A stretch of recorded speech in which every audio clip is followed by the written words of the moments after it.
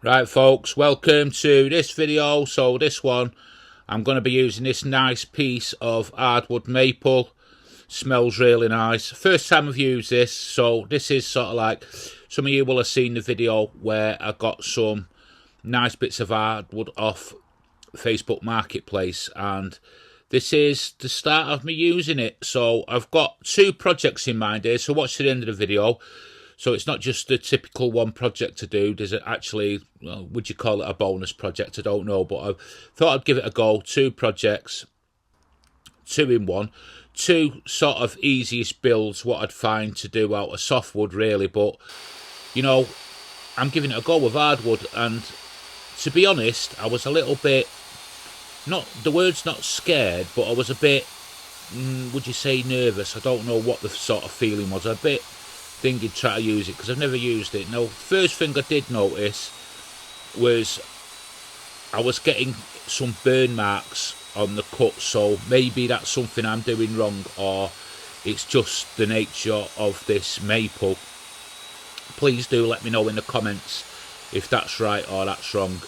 But I'm super pleased how it turned out in the end. You can see the burn there, what I was getting. So I'm just running it through. Anything with a circular saw, make sure guys you're keeping your hands well away. Keep safe, use your common sense. I'm just running it through slowly. Normally where you'd sort of like just whiz pine through that, it's, you know, it just didn't seem to want to go, so I thought I'd just take my time with it. So just measuring out now for what I'm making. Now, two of the things what I was making one of the projects for, if that makes sense, had to be specific sizes. The other project didn't really have to be any sort of specific size.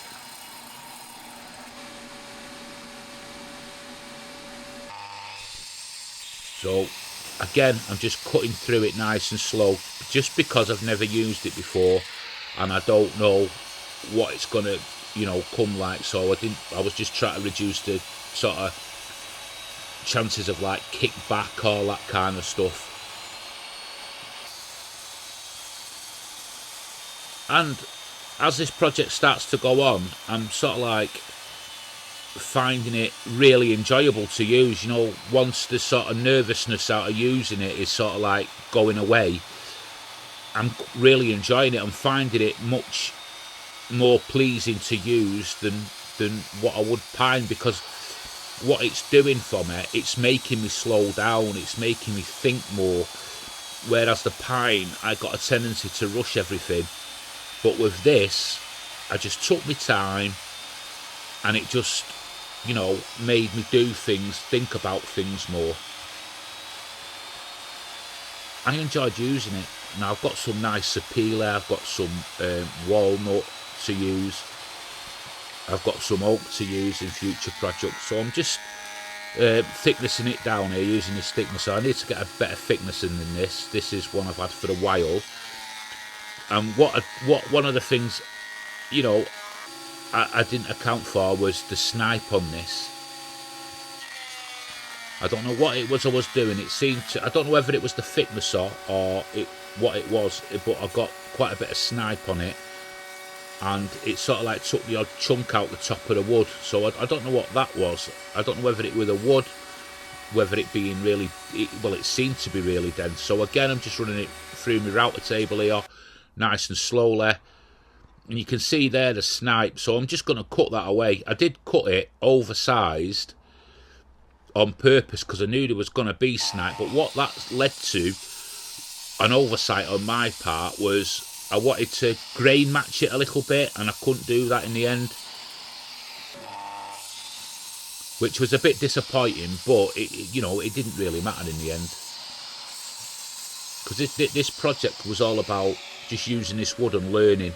You can see there on the top where little bits of chunks have like come away from it, but this is going to be that was going to be the inside of this particular project anyway. So I'm just getting some 45s going here.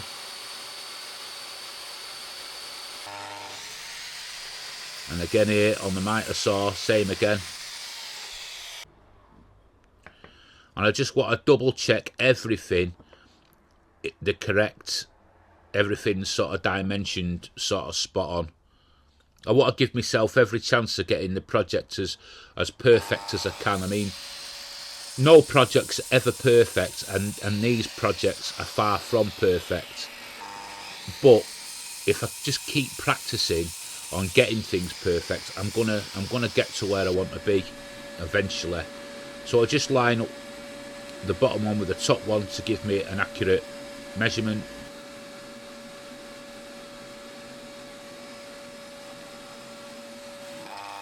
And I just clip that there on the side and down, and them two now are perfectly the same size.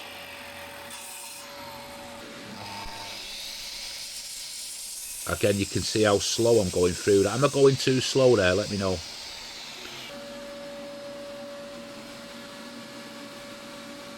Look at that for a camera shot.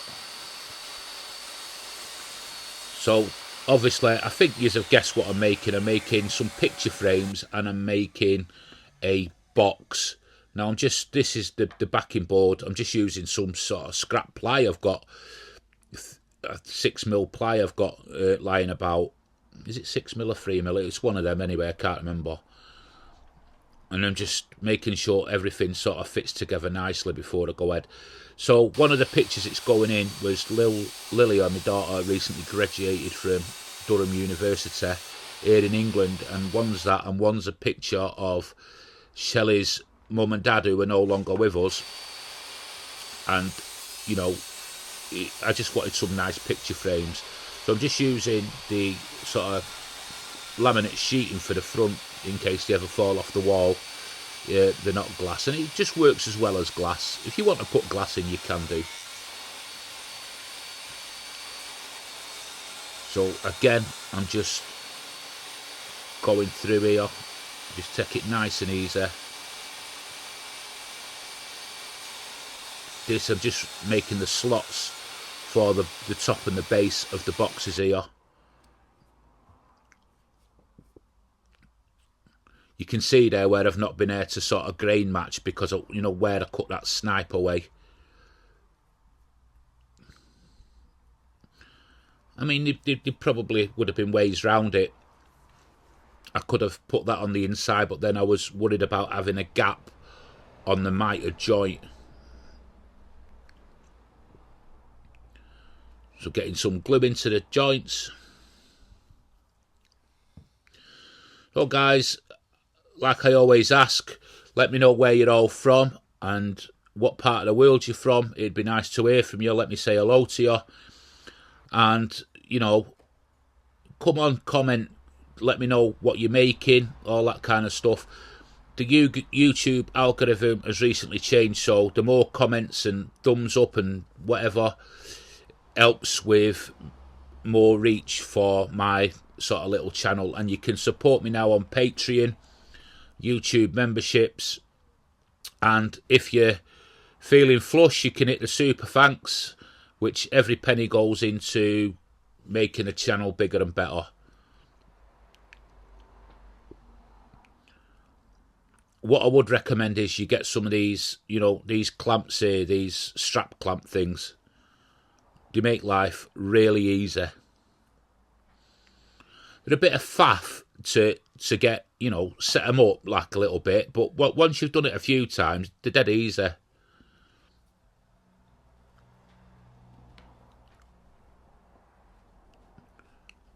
And just tighten them up. They're just really easy to use, really good for these picture frames. Now this is the first time I've made picture frames, never made them before, so there is a few mistakes that I've made. It's like anything, the first time you'd ever make anything, you're going to make mistakes, so don't let that sort of bother you. It's how you go on from them mistakes, learning from them mistakes. And I'm just making sure everything's square here, which it is. I'm not 100% sort of happy here with the miters, if I'm perfectly honest, but they're passable. They're passable. I'm not selling them, so the four in the house. So little gaps, things like that, I just go over with a bit of glue, and then I just run a sander with no dust extraction on, just to fill them sort of like gaps and little flaws in the wood. which makes life quite a lot easier, to be honest. And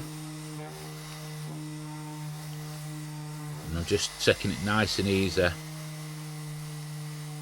One thing I did find when you're cutting this maple was sort of like go with the grain. It seemed to sort of cut a little bit better. I mean, a lot of you time-served woodworkers out there will probably say that should be second nature, but for us guys that are sort of learning on the sort of job and hobbyists and that, it's all a learning curve. So I'm cutting in the splines now.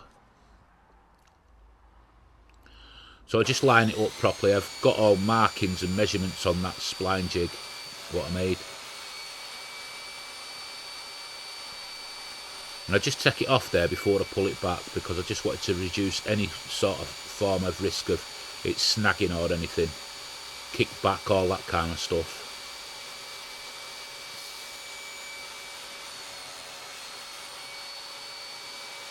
And again, I'm just going nice and slow with it.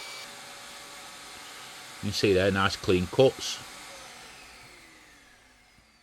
I'm happy with that. So I'm just marking out the box now to do the same. So I want sort of it, the splines sort of, I want them to all look sort of spaced out right. And here's where I'm getting really bad arthritis in my hands here. I had to sort of like come away from it for the rest of the day after I did this bit, because the arthritis was just absolutely killing me. I don't know, I mean, you can see there where, the way I'm holding the pencil.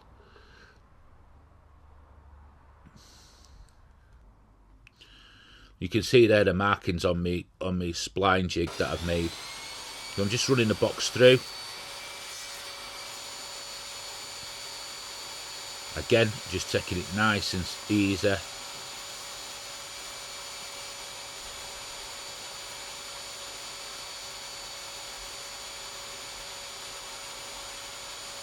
Just take your time, there's no rush.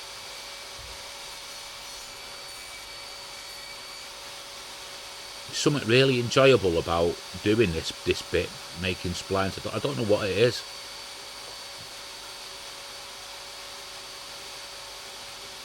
Just seat it correctly and just push it through. You can see there from the back, you know, as it goes through the back of the spline jig. So I'm marking out the central spline, so I'm just going to off-center it a bit by the thickness of the kerf of the blade, so it centers up right. And the splines I'm using, you know, I've still got some of the old mahogany tabletop, so I thought I'm going to use that up for a bit of contrast. I'm not breaking into my walnut or anything, just for splines. So I just thought I'd use some of this up. And then I'm just simply randomly cutting these to whatever size. I've seen people cut them to specific sizes and that. I'm not really interested in that. I just cut them. I know the fit. So they're just a little bit tight, so I'm just sanding them down a little bit. I know there's ways of making the perfect spline sizes on the table saw, but as I was doing the video, I'm not going to mess about with that. I just thought I'd just give them a quick sand down.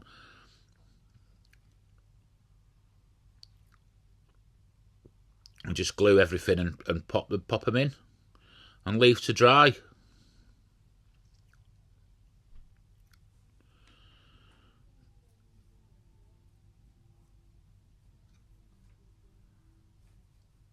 Just going. I've had a few comments again about, somebody commented about they want to know a bit more about the weight loss and what I'm doing. Well, the weight, I started off at 22 stone is what I started off at. I don't know what that is in pounds.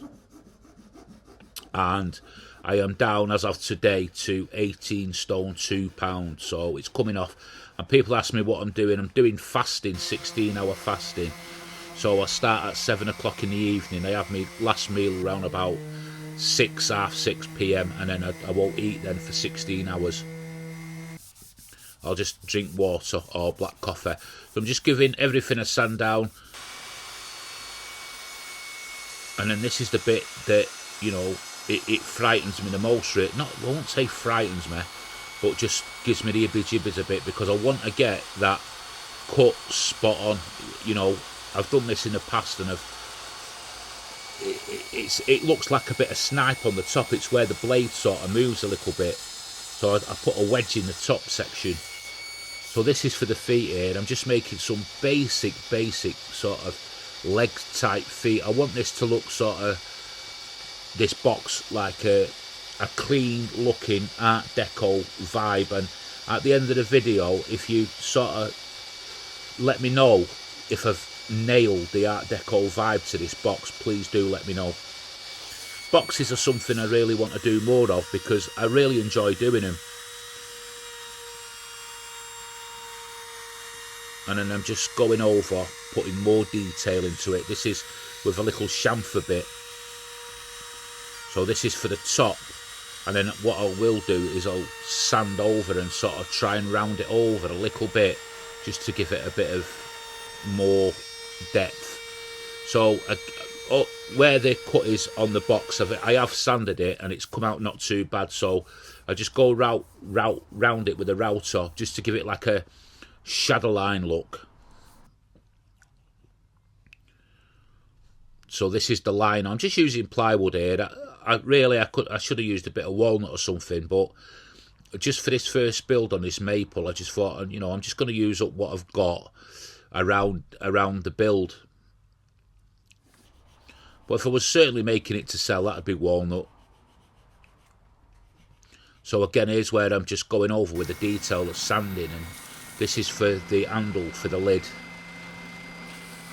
Just giving everything, spending time and a little bit of care and attention to detail on all these little bits. So I'm just going to screw this handle onto the lid from underneath. And I'm going over the frames now with Danish oil. I'm using a good quality Danish oil here. And it gets 2 coats of this all in. And it just gives it a subtle depth to the maple. I don't know what it does to it, but it just brings it out something really nice. Going over it with a brown paper bag now, just to smooth everything off. It's all dried. And there's the box. Let me know in the comments what you think, guys. Have I nailed the art deco look? That maple, I love it. I love the look of maple. The box itself's not perfect. I'm really happy with the splines on this one. But the sort of grain wrap I'm not happy with, obviously, like I said. But that was my own sort of oversight. I've got a bit of grain wrap there going on one side. And here's the picture frames. And there's Lil with a degree, what she got from uni. And Shelley's mum and dad in the other picture.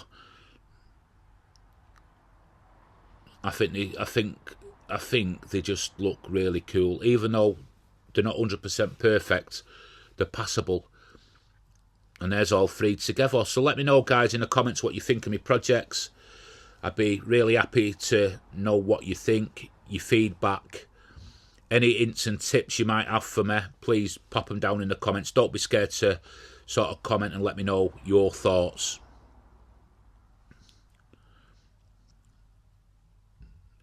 Right, guys, thanks for watching, and let's get on to the next project.